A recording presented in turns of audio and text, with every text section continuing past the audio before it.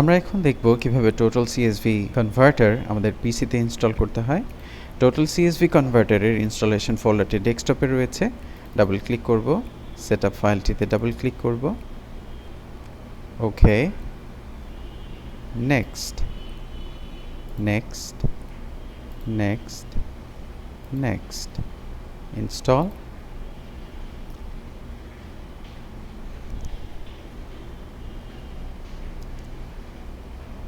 Finish.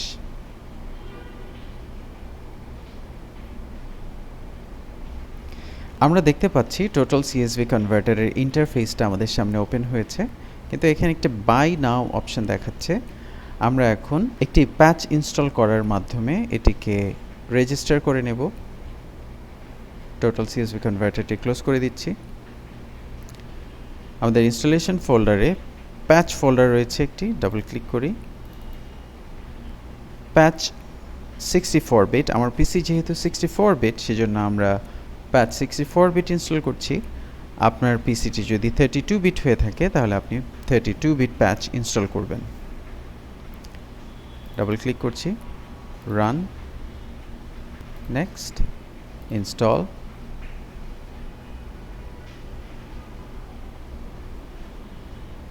একটা web page open হচ্ছে, এটি ক্লোজ করে দিচ্ছি।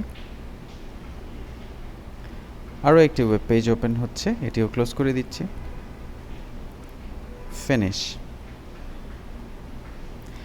ফোল্ডারটি ক্লোজ করে দিচ্ছি। আমরা দেখতে পাচ্ছি আমাদের ডেস্কটপে সিএসভি কনভার্টার একটি শর্টকাট তৈরি হয়েছে।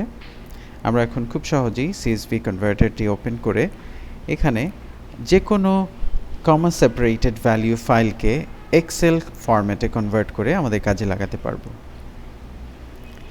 এই ভিডিওটি মনোযোগ দিয়ে দেখার জন্য আপনাকে ধন্যবাদ।